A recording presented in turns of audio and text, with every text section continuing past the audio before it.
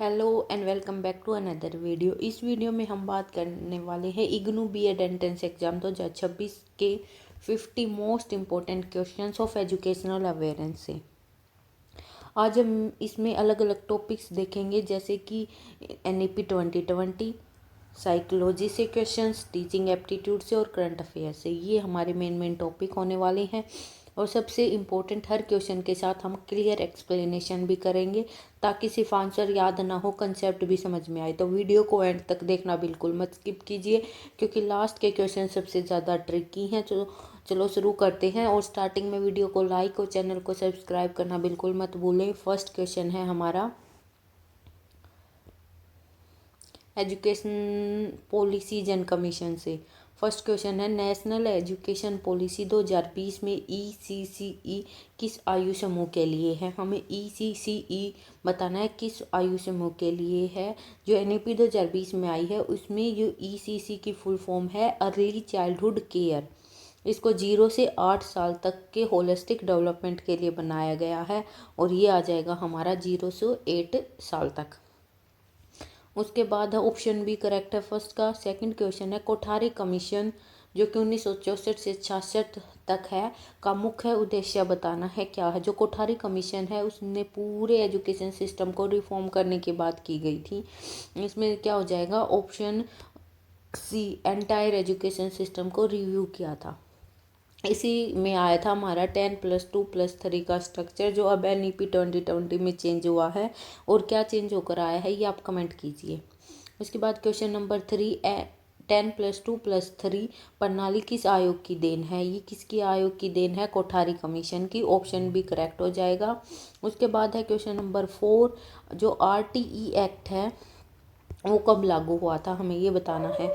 ये लागू हुआ था 2009 में, ये पास हुआ था और लागू 2010 में हुआ था। ये याद रखना, अगर ये पूछे कब पास हुआ तो पास हुआ था 2009 के अंदर, ये याद रखना है। और लागू हुआ था वो 2010 था। उसके बाद क्वेश्चन नंबर 5, NEP 2020 के अनुसार स्कूलिंग स्ट्रक्चर क्या है। क्या स्कूलिंग का स्ट्रक्चर है, इसके अनुसार अब है 5+3+3+4 का स्ट्रक्चर है। ये नया स्ट्रक्चर आया है, अभी लागू नहीं हुआ है बट बहुत जल्दी स्टार्ट होने वाला है। ऑप्शन भी करेक्ट हो जाएगा। उसके बाद क्वेश्चन नंबर 6 है, NCF 2005 किस पर आधारित है। NCF की पहले तो फुल फॉर्म बताइए कमेंट्स के अंदर। चाइल्ड खुद को नॉलेज बनाता है, जिसको एक्टिव लर्निंग बोलते हैं। इसमें जो ऑप्शन बी है कंस्ट्रक्टिविज्म, ये करेक्ट हो जाएगा। उसके बाद question number 7, operation black board का उद्देश्य क्या था। ये जो ऑपरेशन ब्लैक बोर्ड है ये भी कोठारी कमीशन के अंदर आया था। इसका उद्देश्य क्या है हमें ये बताना है। इसका उद्देश्य है जो ब्लैक बोर्ड है, क्लासरूम है, टीचर को इम्प्रूव करना है, इम्प्रूव फैसिलिटीज़, स्कूल की फैसिलिटीज़ को। बी ऑप्शन करेक्ट होगा। उसके बाद क्वेश्चन नंबर 8, SSA का फुल फॉर्म बताना है। SSA क्या है, यूनिवर्सल प्राइमरी एजुकेशन के लिए सर्व शिक्षा अभियान। ऑप्शन ए करेक्ट हो जाएगा हमारा। उसके बाद question number 9, mid day meal scheme कब शुरू हुई थी। मिड डे मील जो स्कीम है वो 1995 में। ऑप्शन भी करेक्ट हो जाएगा। किसके लिए शुरू की गई थी, बच्चों को न्यूट्रिशन अटेंडेंस इम्प्रूव के लिए गई थी। कई बच्चे ना खान गरीब बच्चे थे, वो उनके माता पिता उन्हें मजदूरी के लिए ले जाते थे ताकि वो कमाकर अपना पेट भर सकें। इसीलिए सरकार ने क्या किया कि बच्चों के लिए खाना मुफ्त स्कूल में दे दिया, ताकि वो मजदूरी कर कर नहीं बल्कि स्कूल में पढ़ाई करें और अपना पेट भी भर सकें। उसके बाद क्वेश्चन नंबर है 10, RMSA का उद्देश्य बताना है। RAMS का मतलब राष्ट्रीय माध्यमिक शिक्षा अभियान है, सेकेंडरी एजुकेशन के लिए है। ऑप्शन भी करेक्ट हो जाएगा। जो SSA था वो प्राइमरी स्कूल के लिए था और RMS क्या है, किसके लिए है, सेकेंडरी स्कूलिंग के लिए। उसके बाद पार्ट 2 के क्वेश्चन आते हैं। पहले पार्ट में 10 क्वेश्चन थे, सेकंड पार्ट में भी 10 क्वेश्चन है। सेकंड पार्ट में एजुकेशनल साइकोलॉजी के क्वेश्चन है, 11 से 20 तक रहेंगे। प्याजे के अनुसार फॉर्मल ऑपरेशनल स्टेज किस उम्र तक मानी जाती है। प्याजे के अनुसार एब्स्ट्रैक्ट थिंकिंग डेवलप होती है 11+ ईयर के अंदर। ऑप्शन सी करेक्ट हो जाएगा। उसके बाद है question number 12, zone of proximal development है वो किसने दिया था, हमें ये बताना है। जो बच्चा हेल्प से सीखता है वो वाइगोस्की ने बताया था। इसके अंदर क्या होता है कि हमारे पास 3 ही होते हैं। इसके अंदर क्या होता है, जोन ऑफ प्रोक्सिमल, जहाँ पर कोई छोटा है वो अपने से बड़े को देखकर कुछ सीख लेता है, ऑब्जर्व करता है। ठीक है, बच्चा हेल्प से सीख लेता है। जैसे साइकिल चलाना हो गया, पेरेंट्स उसको पीछे से धक्का देंगे और बच्चा अपने पैडल मार के चलाना सीख जाता है। इसमें क्या आता है, ये जोन ऑफ प्रोक्सिमल डेवलपमेंट है और ये वाइगोत्स्की ने दिया था। ऑप्शन सी करेक्ट हो जाएगा। उसके बाद 13 क्वेश्चन है, trial and error theory. Trial and error theory किसने दी थी, हमें ये बताना है। क्वेश्चन नंबर 3 है, ऑप्शन बी 3 ठीक हो जाएगा। थॉर्नडाइक ने दी थी ट्रायल एंड एरर। इसके बाद क्वेश्चन नंबर 14 है, क्लासिकल कंडीशनिंग बतानी है, किसने दी थी। क्लासिकल कंडीशनिंग जो है वो पाल्वोव ने दी थी और किसके ऊपर थी, ये डॉग पर एक्सपेरिमेंट किया गया था।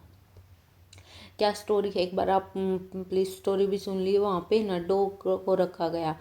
जो ये साइकोलॉजिस्ट थे सबसे पहले क्या करते थे, एक बैल बजाते थे, फिर जो उसको डॉग को खाना देते थे। फिर क्या होने लगा, जैसे ही बैल बजने लगी डॉग के मुंह के अंदर, माउथ के अंदर सलाइवा आने लग गया कि जैसे उसको खाना मिलेगा।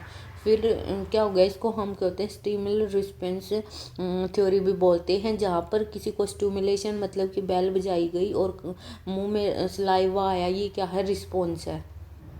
ठीक है, ये पूरी स्टोरी थी।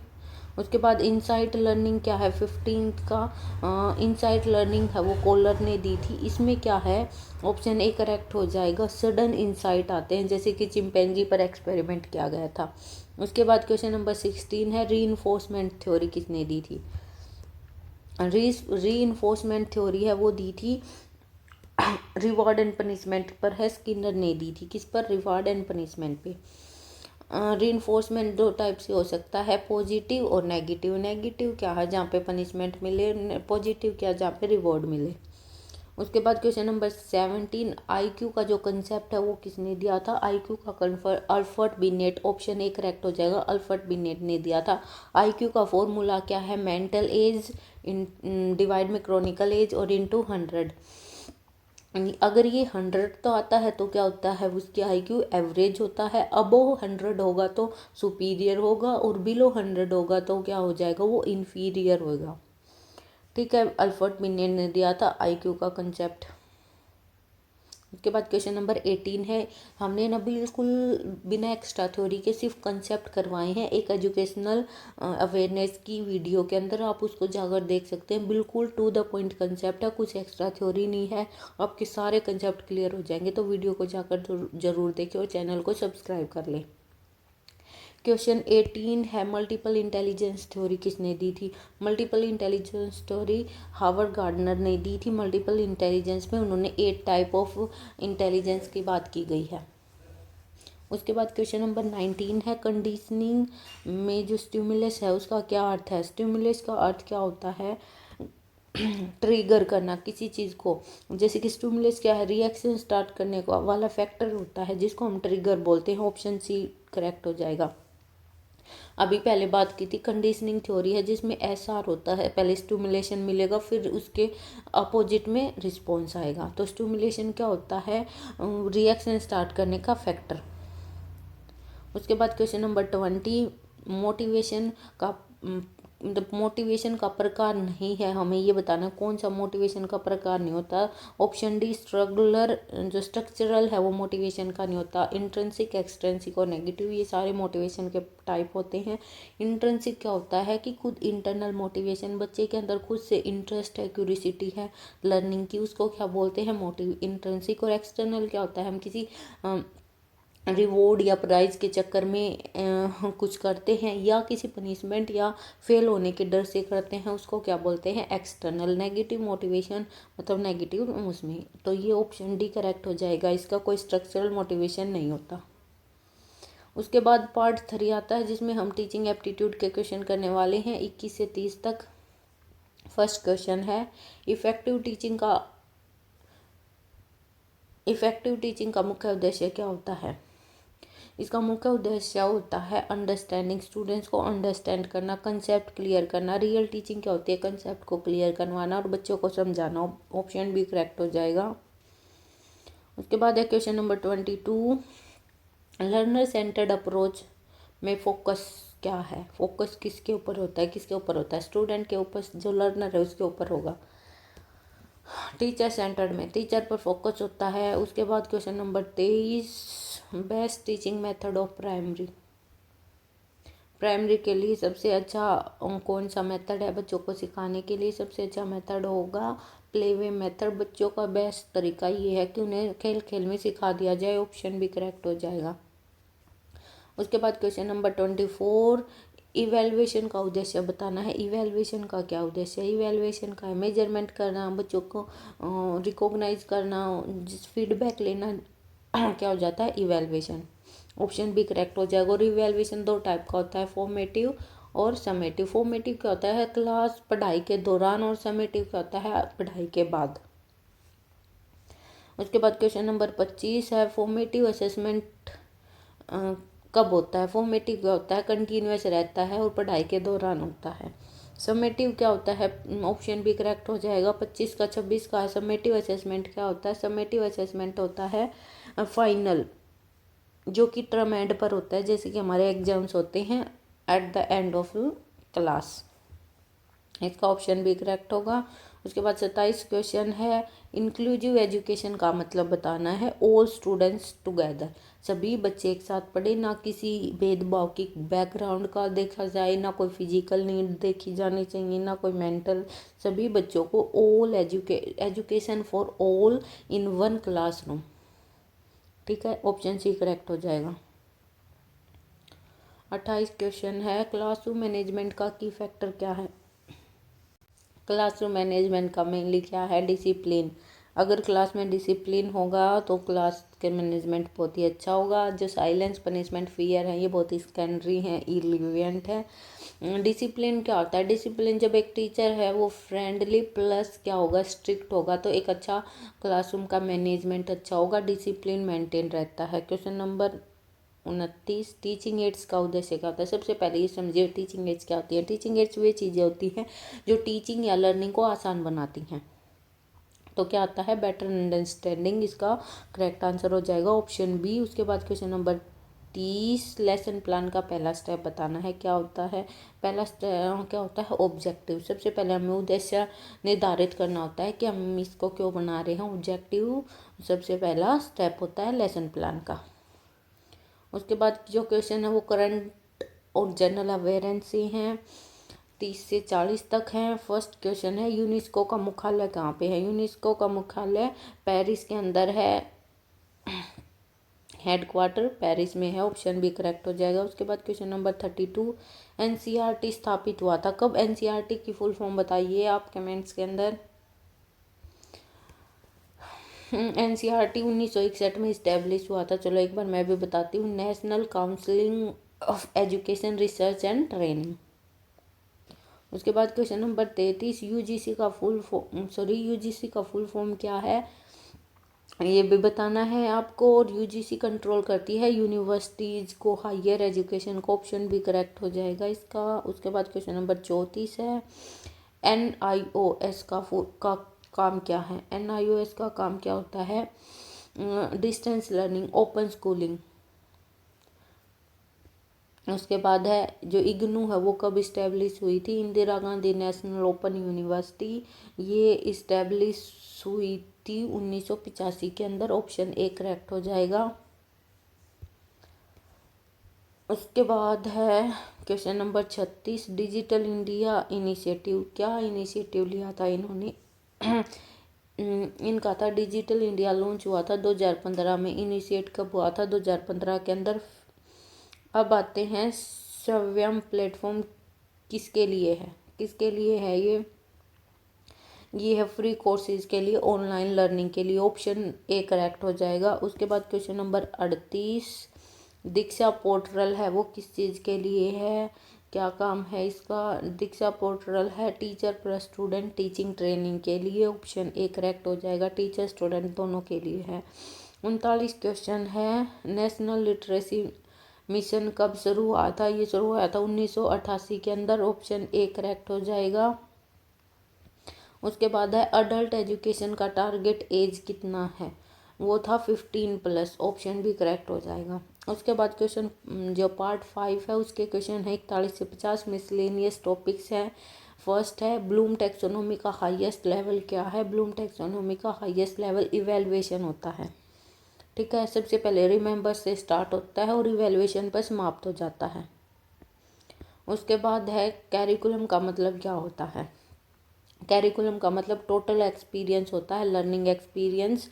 ऑप्शन सी करेक्ट हो जाएगा। उसके बाद क्वेश्चन नंबर 43 गाइडेंस का उद्देश्य क्या है? गाइडेंस का उद्देश्य होता है सपोर्ट करना, हेल्प करना। ऑप्शन सी करेक्ट हो जाएगा। उसके बाद है 44 क्वेश्चन काउंसलिंग का फोकस क्या है? आज गला थोड़ा ख़राब है, आवाज़ थोड़ी ख़राब आ रही होगी, उसके लिए सॉरी, प्लीज़ मैनेज कर लीजिए। ऑप्शन 44 काउंसलिंग का फोकस किसके ऊपर होता है? काउंसलिंग का फोकस होता है इंडिविजुअल के ऊपर। ऑप्शन भी करेक्ट हो जाएगा। कैरेक्टर बिल्डिंग पर्सनल हेल्प के लिए होता है ये। उसके बाद क्वेश्चन नंबर 45 वैल्यू एजुकेशन का लक्ष्य बताना है। इसका क्या है? कैरेक्टर बिल्डिंग, मॉरल वैल्यूज़ देना, किसी का कैरेक्टर बिल्ड करना। ऑप्शन सी करेक्ट हो जाएगा। उसके बाद है 46 हिडन कैरिकुलम। हिडन कैरिकुलम का क्या मतलब है? हिडन कैरिकुलम का मतलब है अनप्लान्ड लर्निंग, बिना कुछ सोचे समझे, बिना प्लानिंग की लर्निंग। ऑप्शन भी करेक्ट हो जाएगा। उसके बाद 47 क्वेश्चन है को करिकुलर एक्टिविटीज़ के अंदर क्या क्या इंक्लूड होता है? इंक्लूड होता है स्पोर्ट्स। उसके बाद है क्योंकि फिजिकल हेल्थ के साथ साथ मेंटल हेल्थ भी बहुत ज़रूरी है। अगर किसी का मेंटल हेल्थ अच्छा रहेगा, फिजिकल हेल्थ अच्छा रहेगा, तभी दोनों सामंजस्य से लर्निंग होगी। इंक्लूसिव क्लासरूम का के लिए क्या क्या ज़रूरतों की ज़रूरत पड़ती है? क्या क्या नीड्स हैं? इसकी नीड्स हैं फ्लेक्सिबल टीचिंग। इंक्लूसिव क्लासरूम में flexible teaching type of methods use करने चाहिए। ऑप्शन भी करेक्ट हो जाएगा। उसके बाद 49 remedial teaching is for. Remedial teaching का क्या मतलब है? रेमीडियल से पहले आती है डायग्नोस्टिक। पहले तो टीचर टीच करेगा, उसके बाद रेमीडियल डायग्नोज करेगा बच्चों को कहाँ पे दिक्कत है, उसके बाद रेमीडियल टीचिंग देगा। ठीक है, तो ऑप्शन 49 का वीक स्टूडेंट्स के लिए हो जाएगी रेमीडियल टीचिंग। उसके बाद है 50 क्वेश्चन एजुकेशन का अल्टीमेट एम क्या है? ओवरऑल डेवलपमेंट है। फाइनल एम क्या है? एजुकेशन। ऑप्शन सी करेक्ट हो जाएगा। ये थे हमारे 50 मोस्ट इम्पोर्टेंट क्वेश्चन। अगर आपको ये वीडियो हेल्पफुल लगी है तो लाइक करो, कमेंट में बताओ कितने क्वेश्चन सही हुए। चैनल को सब्सक्राइब जरूर करो क्योंकि आगे ऐसे ही प्रैक्टिस सेट आने वाले हैं। हम PYQ भी लेके आएंगे 2025-2024 के। नेक्स्ट वीडियो में हम PYQ करवाएंगे, तो वीडियो को लाइक और शेयर ज़रूर कर दीजिए। तब तक keep learning and keep glowing.